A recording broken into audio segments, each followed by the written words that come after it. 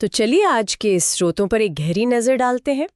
हमारे सामने एक ऐसी कहानी है जिसकी शुरुआत इतनी अप्रत्याशित है कि आप सोच में पड़ जाएंगे। ये कहानी शुरू होती है भगवान विष्णु के कान के मैल से। बिल्कुल। और ये एक बहुत मतलब चौंकाने वाला विवरण है और मुझे लगता है कि ये जानबूझकर किया गया है। अक्सर सृजन की कहानियां बहुत भव्य होती हैं, है ना? हाँ, बिल्कुल। लेकिन ये कहानी हमें शुरू में ही बता देती है कि निर्माण की प्रक्रिया वो हमेशा पवित्र या शुद्ध नहीं होती। कभी-कभी जो चीजें हम अपशिष्ट समझते हैं उनमें भी अपार ऊर्जा छिपी हो सकती है। सही बात है।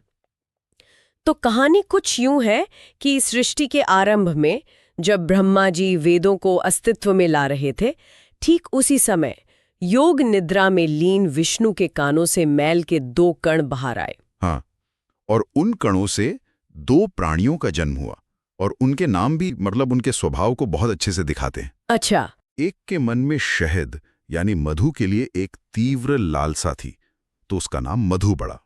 ये एक तरह से अनियंत्रित इच्छा का प्रतीक है। ओके। और दूसरा प्राणी एक कीड़े या कीट जैसा था, तो उसे कैटअप कहा गया।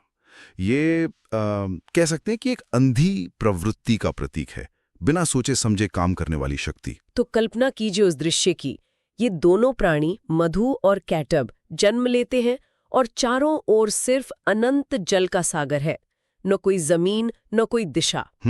और अपनी भूख मिटाने के लिए वे उसी पानी को पीना शुरू कर देते हैं। और वो सिर्फ पानी नहीं था। नहीं, बिल्कुल नहीं। वो ब्रह्मांड की आदिम ऊर्जा से भरा हुआ था। उसे पीकर वो असाधारण रूप से शक्तिशाली हो गए। पर यही कहानी का पहला सबक आता है कि शक्ति जब बिना ज्ञान के आती है, बिल्कुल, वो अहंकार को जन्म देती है। वे शक्तिशाली तो हो गए, पर उन्हें अपनी शक्ति का कोई उद्देश्य नहीं पता था, तो उन्होंने अपनी पहचान ही अहंकार से बना ली। और इसी अहंकार के नशे में घूमते घूमते उनकी नजर एक कमल पर बैठे ब्रह्मा जी पर पड़ती है। और उन्हें ये देखकर बहुत गुस्सा आता है। वे ब्रह्मा को चुनौती देते हैं, कहते हैं, इस आसन पर बैठने की तुम्हारी हिम्मत कैसे हुई? तुम कौन हो? ये सिर्फ एक सवाल नहीं था। नहीं, ये सृष्टि की व्यवस्था को सीधी चुनौती थी। वो कह रहे थे, हम तुम्हारे नियम नहीं मानते, हम अपने नियम बनाएंगे। हाँ, और जब ब्रह्मा जी कुछ नहीं कहते तो वे एक अंतिम चेतावनी देते हैं, या तो नीचे उतरो और हमें अपना स्वामी मानो, या फिर युद्ध में अपनी योग्यता साबित करो। अब यहाँ से मतलब मामला और गंभीर हो जाता है। जब ब्रह्मा कोई प्रतिक्रिया नहीं देते तो मधु और कैटब उस कमल के तने को हिलाना शुरू कर देते हैं जिस पर ब्रह्मा बैठे हैं। हाँ, और ये सिर्फ एक भौतिक क्रिया नहीं है, ये बहुत प्रतीकात्मक है।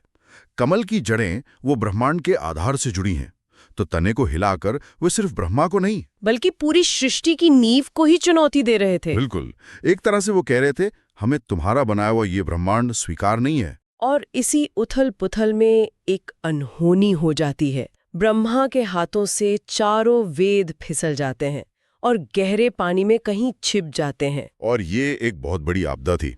मतलब इसे ऐसे समझिए, वेद सिर्फ प्रार्थनाएं नहीं है, वो तो सृष्टि का यूजर मैनुअल है ना? एग्जैक्टली।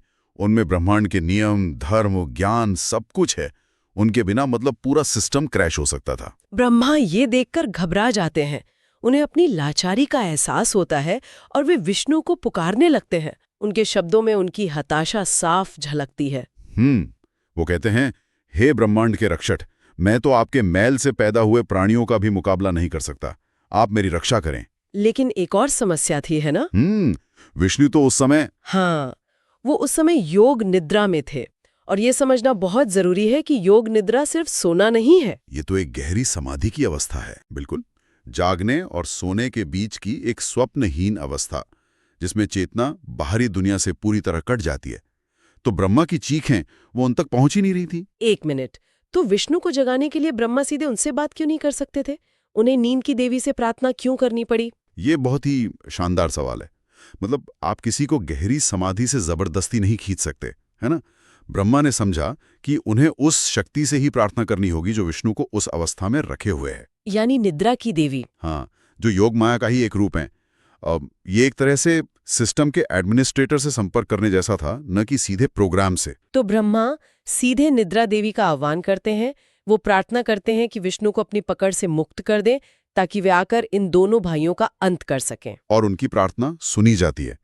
जैसे ही निद्रा देवी विष्णु को छोड़ती हैं, वे अपनी कमल जैसी आंखें खोलते हैं। और उन्हें एक ही पल में पूरी स्थिति समझ में आ जाती है। हाँ, और स्थिति की गंभीरता को देखते हुए वे एक विशेष रूप धारण करते हैं। हाँ, हयग्रीव का रूप, एक दिव्य शरीर जिसका सिर घोड़े का है, और फिर एक भयानक युद्ध शुरू होता है। और ये कोई छोटा मोटा युद्ध नहीं था।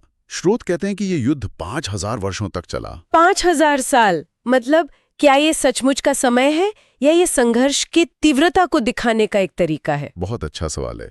ज्यादातर ये समय की शाब्दिक माप नहीं होती। ये दिखाता है कि दोनों पक्ष लगभग बराबर शक्तिशाली थे। एक गतिरोध था। हाँ, एक ऐसा गतिरोध जहां साधारण शक्ति काम नहीं कर रही थी। यहां तक कि विष्णु भी लड़ते लड़ते थक गए। इसका मतलब था कि समस्या इतनी बड़ी थी कि उसे तोड़ने के लिए रणनीति में एक बड़ा बदलाव जरूरी था। तो विष्णु को एहसास होता है कि शारीरिक बल से इन्हें हराना नामुमकिन है।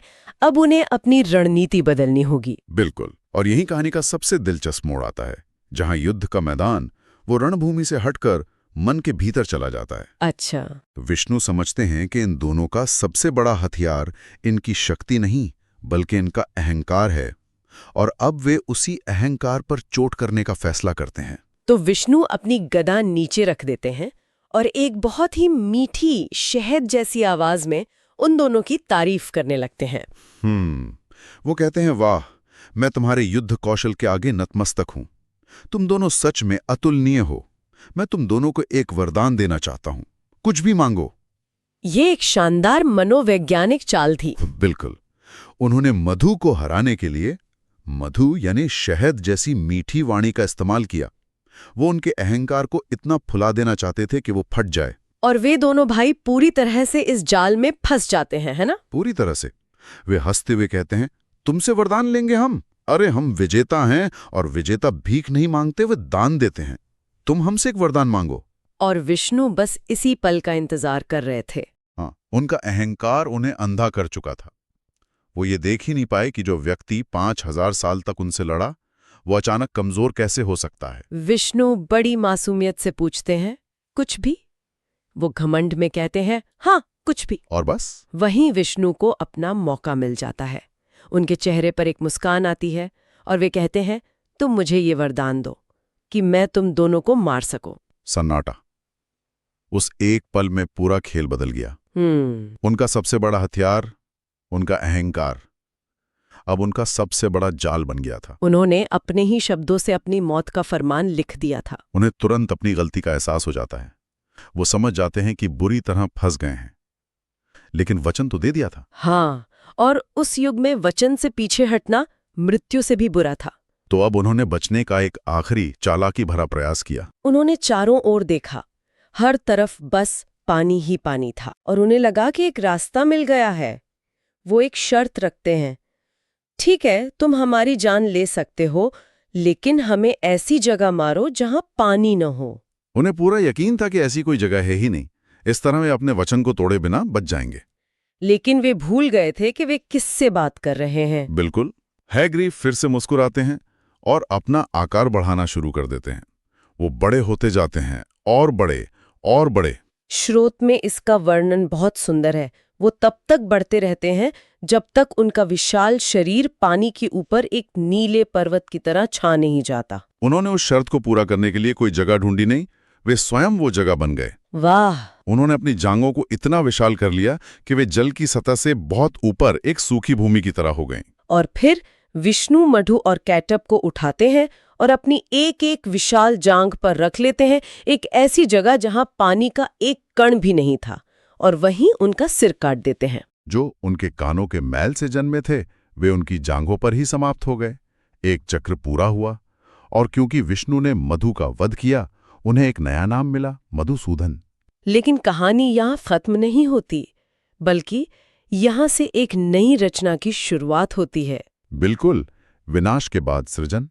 विष्णु उन दोनों के शवों से मेद यानी चर्बी निकालते हैं और ब्रह्मा को उसका उपयोग करके पृथ्वी पर भूमि बनाने का निर्देश देते हैं। और इसी वजह से पृथ्वी का एक नाम मेदिनी भी पड़ा। सही कहा।